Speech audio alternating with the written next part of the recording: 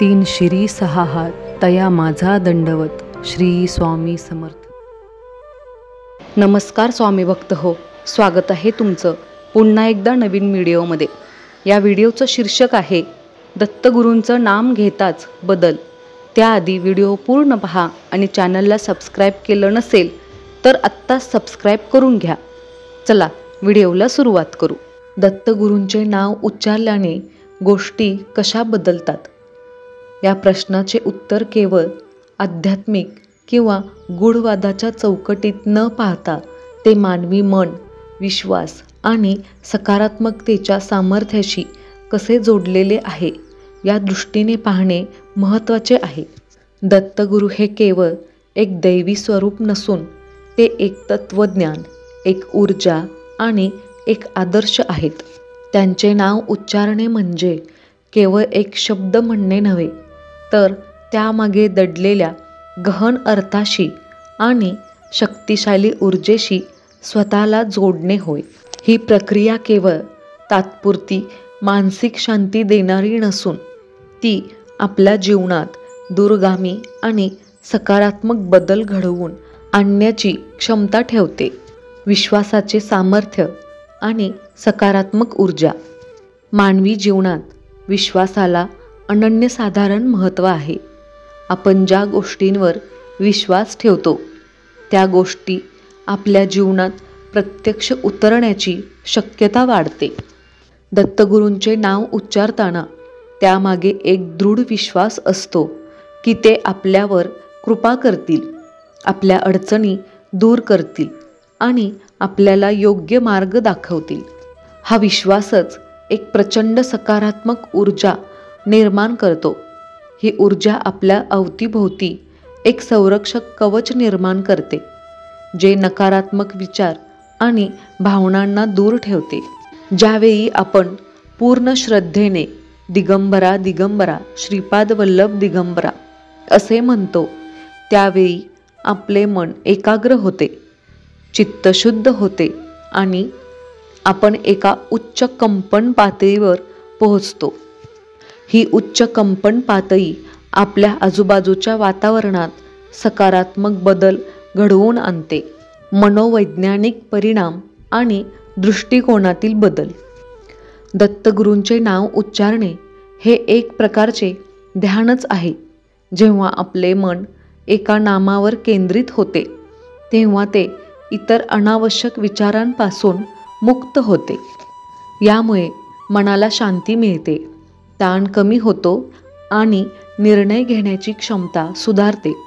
अनेकदा आपल्या समस्यांचे मूळ बाहेरील परिस्थितीत नसून त्याकडे पाहण्याच्या आपल्या दृष्टिकोनात असते. दत्तगुरूंचे स्मरण आपल्याला सकारात्मक दृष्टिकोन देण्यास मदत करते. जेव्हा आपण त्यांच्या नावाचा जप करतो तेव्हा आपल्या मनात सकारात्मक आणि आशेची भावना वाढते. यामुळे आपण परिस्थितीला अधिक शांतपणे आणि समजूतदारपणे सामोरे जातो. ज्या गोष्टी पूर्वी अडचणीच्या वाटत होत्या त्या आता संधीच्या रूपात दिसू लागतात. हा दृष्टिकोन बदल आपल्याला नवीन उपाय शोधण्यास आणि आव्हानांवर मात करण्यास सक्षम करतो. कर्म आणि प्रयत्नांना प्रेरणा. केवळ नामस्मरण करून गोष्टी आपोआप बदलतील अशी अपेक्षा करणे चुकीचे आहे. दत्तगुरूंचे नाव उच्चारणे हे आपल्याला योग्य मार्गावर चालण्याची, सत्कर्म करण्याची आणि प्रयत्नांना दिशा देण्याची प्रेरणा देते. त्यांच्या तत्त्वज्ञानात कर्मयोगाला महत्त्व दिले आहे. त्यांचे स्मरण आपल्याला आपले कर्तव्य नीट पार पाडण्यासाठी आणि इतरांचे भले करण्यासाठी प्रोत्साहित करते. जेव्हा आपण त्यांच्या नावाचा जप करतो तेव्हा आपल्याला आतून एक शक्ती मिळते जी आपल्याला आळस झटकून कामाला लागण्यास प्रवृत्त करते. ही प्रेरणा आपल्याला आपल्या ध्येयांपर्यंत पोहोचण्यासाठी आवश्यक असलेली ऊर्जा आणि दृढ निश्चय प्रदान करते. आध्यात्मिक उन्नती आणि आंतरिक शांती. दत्तगुरू हे त्रिमूर्तीचे म्हणजेच ब्रह्मा, विष्णू, महेश यांचे एकत्रित रूप मानले जातात. त्यांचे स्मरण आपल्याला आध्यात्मिक उन्नतीच्या मार्गावर घेऊन जाते. त्यांच्या नावाचा जप केल्याने आपल्याला आंतरिक शांतीचा अनुभव येतो. ही शांती केवळ बाह्य परिस्थितीवर अवलंबून नसते, तर ती आपल्या आत्म्याशी जोडलेली असते. जीवनातील चढ उतारांमध्येही मन स्थिर ठेवण्याची शक्ती आपल्याला त्यांच्या नामस्मरणातून मिळते. आध्यात्मिकदृष्ट्या हे नामस्मरण आपल्या चेतनाच्या पातळीला उंचावते, ज्यामुळे आपल्याला जीवनाचा खरा अर्थ आणि उद्देश समजू लागतो.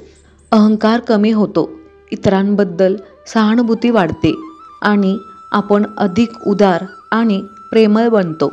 संकटांवर मात करण्याची शक्ती. जीवनात अनेकदा अनपेक्षित संकटे येतात. अशा वेळी माणूस हताश आणि निराश होतो. दत्तगुरूंचे नाव उच्चारणे हे अशा परिस्थितीत एक आधारस्तंभ म्हणून काम करते. त्यांच्या नावाचे स्मरण आपल्याला संकटांना धैर्याने सामोरे जाण्याचे बळ देते. अनेक भक्तांनी असा अनुभव घेतला आहे की जेव्हा त्यांनी दत्तगुरूंचा आर्त स्वराने धावा केला, तेव्हा त्यांना अनपेक्षितपणे मदत मिळाली किंवा संकटातून बाहेर पडण्याचा मार्ग सापडला. हे केवळ दैवी हस्तक्षेपामुळेच होते असे नाही, तर त्यामागे आपले वाढलेले मनोबल, सकारात्मक विचार आणि योग्य निर्णय घेण्याची क्षमता यांचाही मोठा वाटा असतो. संकटातही शांत राहून योग्य विचार करण्याची शक्ती नामस्मरणातून मिळते, ज्यामुळे आपण संकटातून बाहेर पडू शकतो. सामाजिक आणि वैयक्तिक संबंधावर परिणाम. दत्तगुरूंच्या तत्त्वज्ञानात समता, प्रेम आणि सेवा यांना महत्त्व दिले आहे. यांचे नामस्मरण आपल्याला इतरांबद्दल अधिक सहानुभूतीशील आणि सहिष्णू बनण्यास मदत करते. जेव्हा आपले मन शांत आणि सकारात्मक असते, तेव्हा त्याचा परिणाम आपल्या कुटुंबातील आणि सामाजिक संबंधांवरही होते. आपण अधिक चांगल्या प्रकारे संवाद साधू शकतो, इतरांच्या भावना समजू शकतो आणि संघर्ष टाळू शकतो. यामुळे आपले वैयक्तिक संबंध सुधारतात आणि समाजातही आपण अधिक सकारात्मक योगदान देऊ शकतो. प्रकृती आणि निसर्गाशी तादात्म्य. दत्तगुरूंचे स्वरूप हे प्रकृतीशी आणि निसर्गाशी जोडलेले आहे. त्यांचे वास्तव्य अनेकदा डोंगर, गुंफा आणि पवित्र नद्यांच्या काठी दर्शवले जाते. त्यांचे नाव उच्चारणे आपल्याला निसर्गाशी आणि पर्यावरणाशी जोडले जाण्याची भावना देते. हे आपल्याला निसर्गाचे महत्त्व समजावून देते आणि पर्यावरणाचे रक्षण करण्याची प्रेरणा देते. निष्कर्ष. दत्तगुरूंचे नाव उच्चारल्याने गोष्टी कशा बदलतात याचा अर्थ केवळ चमत्काराच्या अपेक्षेने पाहणे योग्य नाही. या प्रक्रियेत विश्वास, सकारात्मकता, मानसिक शांती, आंतरिक बळ आणि योग्य कृती करण्याची प्रेरणा यांचा समन्वय आहे. हे नामस्मरण आपल्याला केवळ तात्पुरता दिलासा देत नाही, तर ते आपल्या व्यक्तिमत्वात, दृष्टिकोनात आणि जीवनाच्या संपूर्ण प्रवासात आमूलाग्र सकारात्मक बदल घडवून आणते.